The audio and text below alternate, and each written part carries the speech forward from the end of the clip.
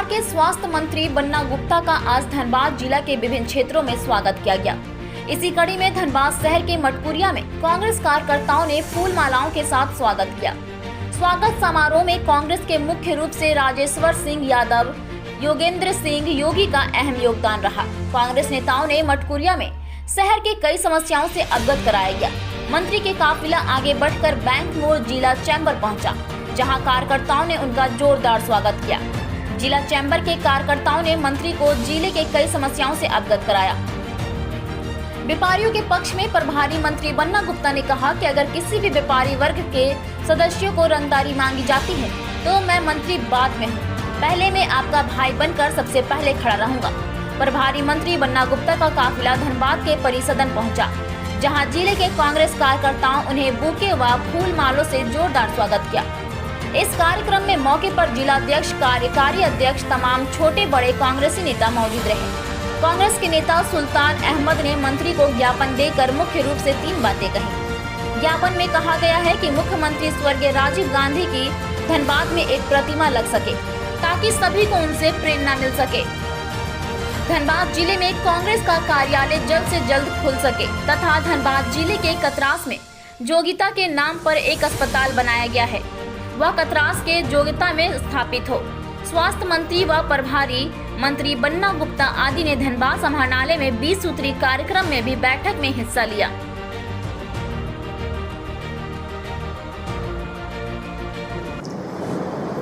Chamber के सभी लोगों के प्रति बहुत आभार और धन्यवाद है।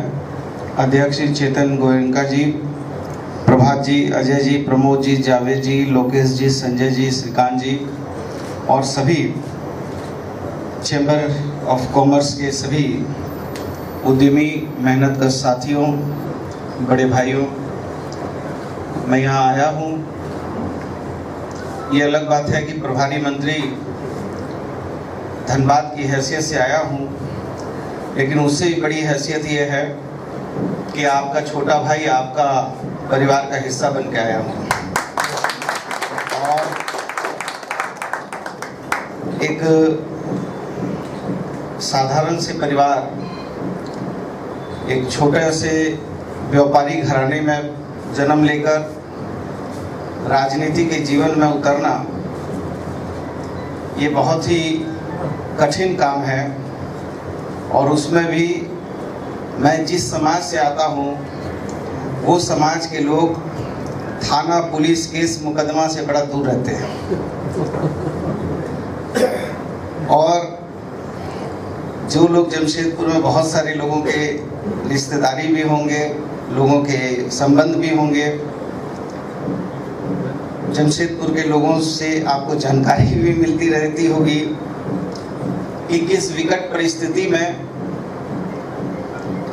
हमने राजनीति में अपने आप को स्थापित किया है।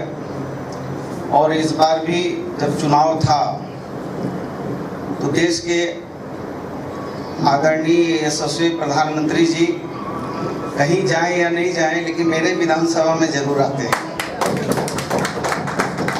और मेरे ही विधानसभा में ओवैसी साहब भी आके नमाज अदायगी कर देते हैं। अब आप समझ सकते हैं। और इसके बावजूद भी ये मैंने 6ठा चुनाव लड़ा है। आज तक के जीवन में कभी मैं कोई नेता को नहीं बुलाता हूँ, ना अपनी पार्टी के नेता को, ना कोई अदाकारा, ना कलाकार, और ना कभी बुलाने की सोचता हूँ। मैं ये सोचता हूँ कि जनता को जो प्रत्याशी लड़े, उसी प्रत्याशी पर जनता को भी केंद्रित होना चाहिए। और जनता को भी ये समझना चाहिए कि नहीं, प्रत्याशी यदि किसी नेता को नहीं बुलाता है तो उसके गुण और अवगुण, गुण दोष दोनों पर विचार जनता करती है। और जमशेदपुर जैसे शहर में जहां प्रधानमंत्री जी का आगमन हुआ, ओवैसी साहब का आगमन हुआ और 1 लाख वोट लाया हूं, तो आपके घर का हूं, आपका हूं। और व्यापारी कोई जात नहीं है, व्यापारी एक समुदाय है जिसके पास वो विलक्षण प्रतिभा होती है कि जो लोग जमीन में धूल को धूल समझकर पैरों से रौंद देते हैं, लेकिन वही व्यापारी होता है कि उस धूल से भी सोने के गण निकालता है, खुद भी खाता है और 10 लोगों को भी खिला देता है। लेकिन हमको कभी कभी इस बात के लिए डर भय रहता है कि हमारी शांति नहीं छीनी जाए। हम हमारा व्यवसाय शांति से करना चाहते हैं और जितने अनाथालय हैं, पुस्तकालय हैं या जितने सेवा के काम हैं, उसमें व्यापारियों की हिस्सेदारी बहुत ज़्यादा है। आज यदि कोविड का भी काल हुआ, उस काल में भी हमने देखा है कि लोगों ने कितनी महती भूमिका निभाई है एक दूसरे को भोजन कराने के लिए। और उस समय जब कोविड का काल हुआ तो कोई नहीं ये समझता था कि कौन हिंदू है, कौन मुसलमान है, कौन सिख है, कौन ईसाई है। हम सारे लोग मिलकर मानवता के पक्ष में खड़े हो गए थे और हम सभी लोगों ने जान जोखिम में डालकर भी अपने लोगों को बचाने का काम किया है। मैं बहुत बहुत धन्यवाद आपको देता हूँ। आपके साथ बहुत लंबी बातचीत करने का मन है।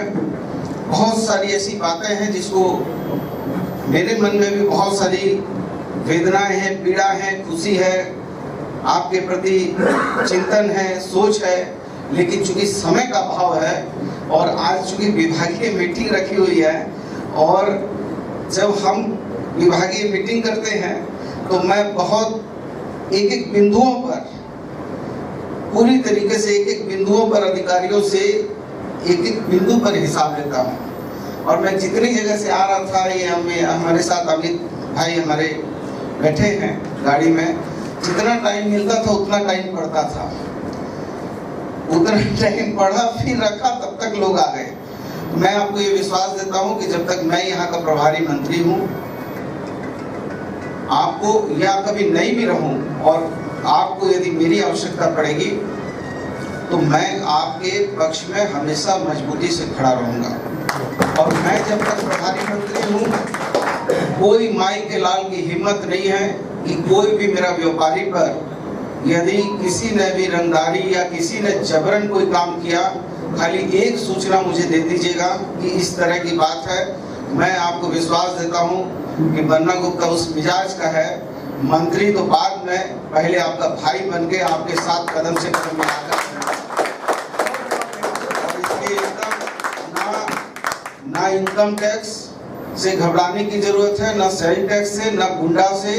जो नियम है हम तो सारे नियम का फुलफिल करते हैं, तो फिर हमको भय की कोई जरूरत नहीं है। और मैं आपको विश्वास देता हूं कि हमारे माननीय मुख्यमंत्री हेमंत सोरेन जी, लोग लाख कहें, बहुत लोगों ने ऐसी व्यवस्था बनाई भय की, लेकिन मैं, हेमंत बाबू हमारे व्यक्तिगत मित्र भी हैं, मैंने उनको हमेशा देखा है कि वो अन्याय का प्रतिकार करते हैं और जिस भाषा से वो राजपाट चलाते हैं वो भाषा बहुत सौम्य भाषा है, बहुत शरीफों वाली बात होती है।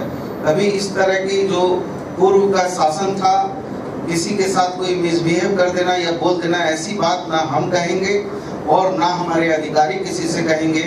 और मैं यदि आज आया हूँ तो मैं जिला प्रशासन को भी कुछ उनको दिशा निर्देश दे के जाऊँगा और ये बता के जाऊँगा कि यदि हमारे कान तक ये संवाद आया कि जिला के किसी भी पदाधिकारी ने किसी भी आम आदमी के सम्मान के साथ खिलवाड़ किया या कोई भी हमारा व्यापारियों की बातों को अहित करने का काम किया या जबरन कहीं पर भी परेशान करने का काम किया, नियम के विरुद्ध कोई काम किया, तो बिल्कुल हम पूरा एक पाई का हिसाब लेने वाले आदमी हैं।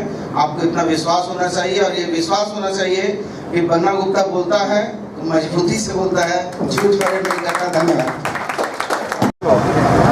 आज हमारे झारखंड सरकार के स्वास्थ्य आपदा प्रबंधन मंत्री धनबाद पधार रहे हैं और वो धनबाद का प्रभारी मंत्री भी हैं और उनका स्वागत में हम लोग यहाँ खड़े हुए हैं। मंत्री बनने के बाद और आधिकारिक तौर पर पहली बार धनबाद में आ रहे हैं। यहाँ धनबाद जिला कांग्रेस कमेटी के वरीय उपाध्यक्ष भूपेंद्र सिंह गौरीमाला, जहाँ रामजी भगत, मंटू दास, राजू दास, बबलू दास एवं सभी यहाँ कांग्रेस से समर्थित राकेश यादव, दिलीप, वीरेंद्र यादव और पासवान सभी लोग आए हुए हैं उनके स्वागत में, और हम लोग स्वागत करके और धनबाद के स्वास्थ्य व्यवस्था को सुधार के लिए जो भी कदम उठाना है हम लोग मंत्री जी के पास प्रस्ताव रखेंगे। जिसे SSLN की हॉस्पिटल कोर्ट के आदेश के बाद चालू हुआ है, लेकिन अभी तक उसमें संपूर्ण ढंग से कार्य नहीं कर रहा है। अभी डॉक्टर केवल फॉर्मेलिटी के तौर पर बैठ रहे हैं।